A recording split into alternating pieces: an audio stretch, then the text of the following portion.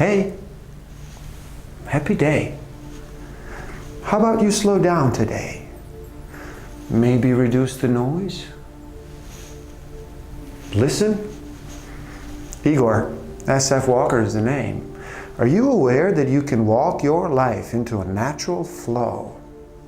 Book of the Week series is where you are.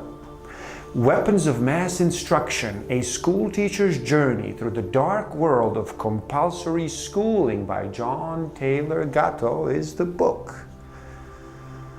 Number 1, to make good people. Number 2, to make good citizens. Number 3, to make each person his or her personal best. These goals are trotted out on a regular basis, and most of us accept them in one form or another as a decent definition of public education's mission. Yet, schools continuously fall short in achieving these goals. Aim of public education is not to fill the young of the species with knowledge and awaken their intelligence. Nothing could be further from the truth. The aim is simply to reduce as many individuals as possible to the same safe level, to breed and to train a standardized citizenry, to put down dissent and originality. Modern, industrialized, compulsory schooling was to make a sort of a surgical intervention into the perspective unity of the underclasses. Divide children by subject, by age grading, by constant rankings on tests, and by many other subtle means, and it was unlikely that the ignorant mass of mankind separated in childhood would ever reintegrate into a dangerous united whole. The actual purpose of modern schooling is broken into 6 basic functions. Number 1, the adjustive or adaptive function. Schools are to establish fixed habits of reaction to authority. This, of course, precludes critical judgment completely. Number 2, the integrating function, and this might well be called the conformity function because its intention is to make children as alike as possible. Number 3, the diagnostic and directive function. School is meant to determine each student's proper social role. Number 4, the differentiating function. Once their social role has been diagnosed by the previous function, children are to be sorted by role and trained only so far as their destination in the social machine merits, not one step further. Number 5, the selective function. And this refers not to human choice at all, but to Darwin's theory of natural selection as applied to what he called the favored races. And number 6, the prepedeutic function. The societal system implied by these rules will require an elite group of caretakers. It is in the interest of complex management or economic or political systems to dumb people down, to demoralize them, to divide them from one another, and to discard them if they don't conform. Occasional letter number 1, and I quote, "In our dreams, people yield themselves with perfect docility to our molding hands.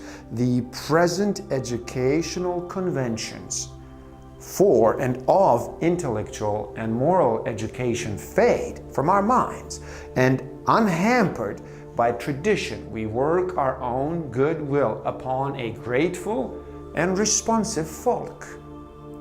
We should not try to make these people or any of their children into philosophers or men of learning or men of science. We have not to raise up from among them authors, educators, poets, or men of letters. We shall not search for embryo great artists, painters, musicians, nor lawyers, doctors, preachers, politicians, or statesmen, of whom we have an ample supply. The task we set before ourselves is very simple. We will organize children to teach them to do in a perfect way the things their fathers and mothers are doing in an imperfect way. End of quote.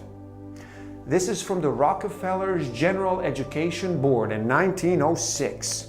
The occasional letter number 1. This is how it all started. They didn't want brains or talent, just obedience. And who's the we here? General Educational Board. And this mission statement should be read or listened to more than once until the illusion about school, so carefully implanted in your minds, are broken.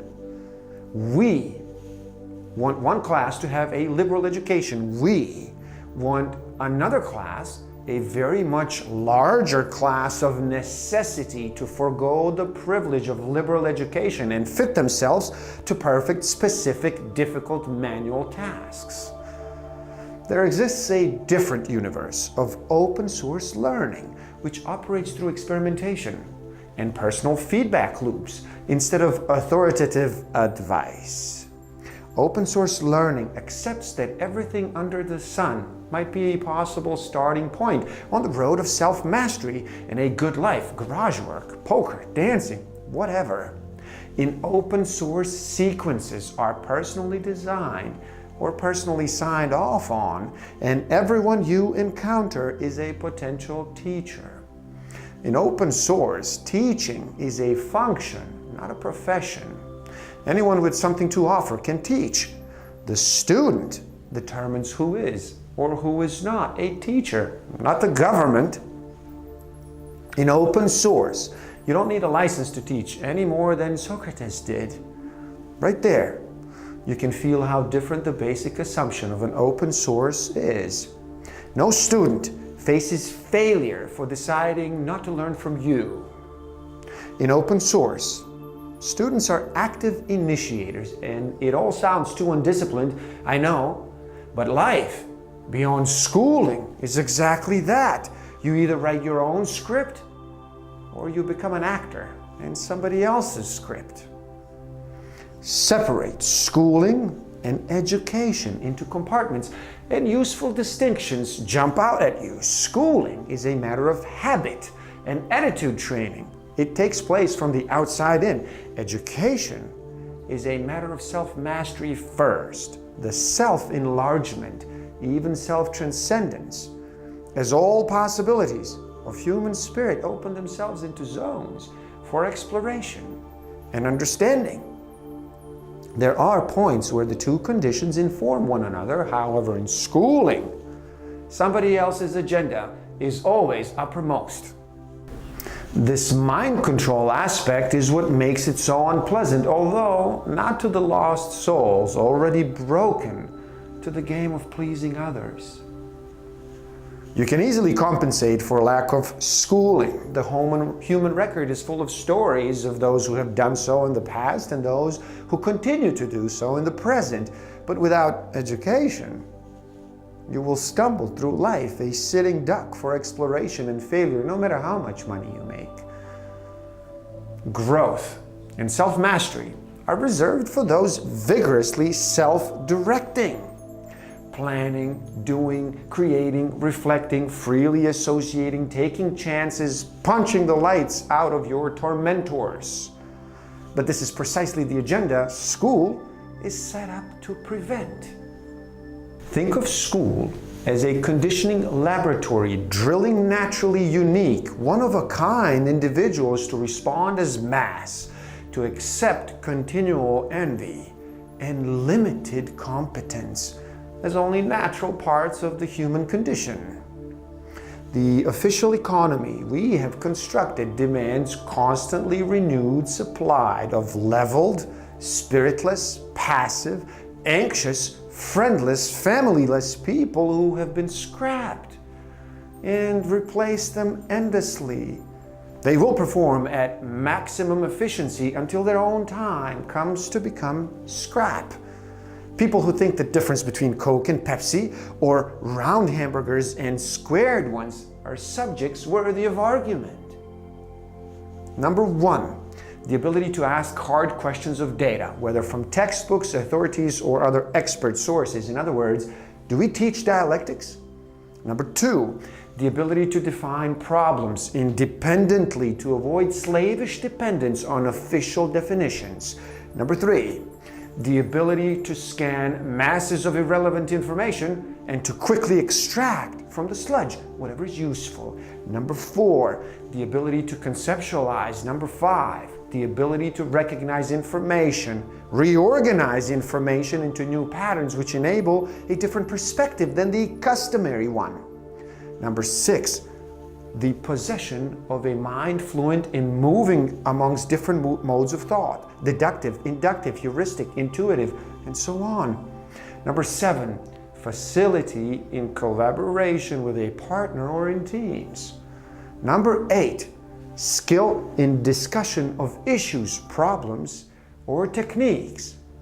And number 9, skilled in rhetoric, convincing others your course is correct. Have you learned any of these in any of your schooling institutions?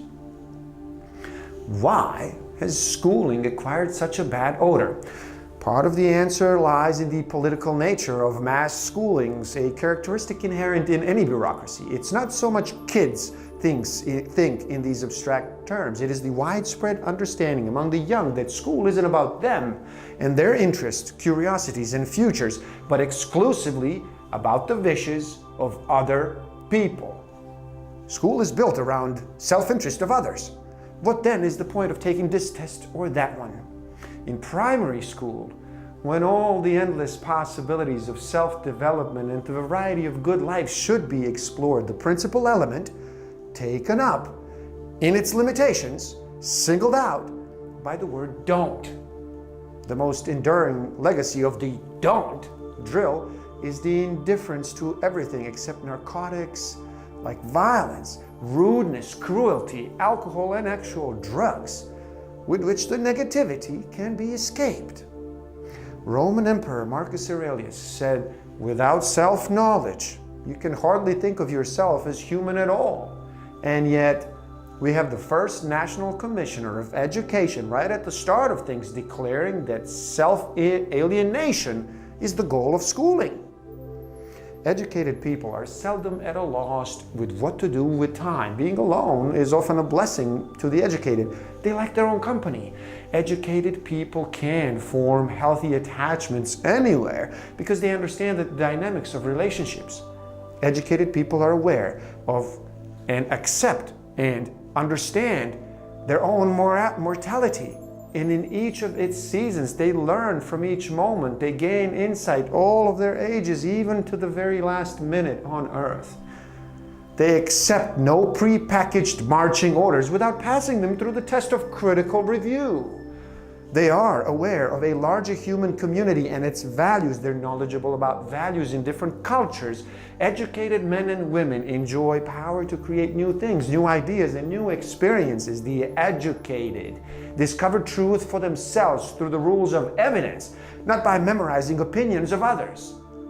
Unlike the ignorant, the educated never become overly dependent on material wealth for happiness, recognizing that the most valuable goods, love, curiosity, reverence, and empathy, can be had without any cost. Is our current schooling system providing this education, or does it come from open source? And we get it ourselves outside of the schooling institutions.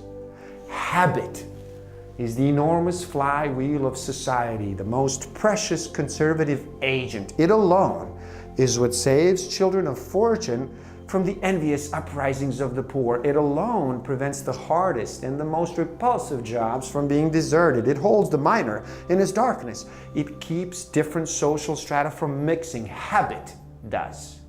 Schooling is organized by command and control from without. Education is self-organized from within. School disconnects its clientele from other primary sources of learning.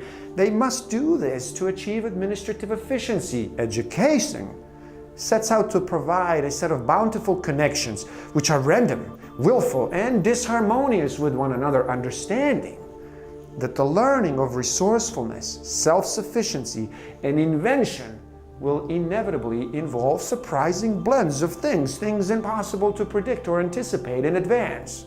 In education, the student is awakened to the critical role of natural feedback loops play in becoming independent. Feedback loops attempt to closely, not circumscribed by rules, create customized circuits of self-correction rather than a slavish need to follow the generalized direction of others. Schooling is bound, on the other hand, to emphasize rule obeyed by the others. Subject learning is what schools do because their intention is to create clerks and specialists who themselves are merely a fancy form of a clerk. But over and over again in sciences and elsewhere, we've come to understand that cross-fertilization, mixing the academic disciplines and more, is the powerful driver of scientific advance. Year after year, the International Happiness Survey reports only 3 conditions necessary to judge your own life as a happy one: good relationships, good health, and satisfying work. Let's make sure that the schooling system teaches our children self-knowledge, observation, feedback, analysis, mirroring, experimentation, judgment, and adding value. Like this video and share it. My channel, link to this book. Buy it, read, get educated. Love and respect.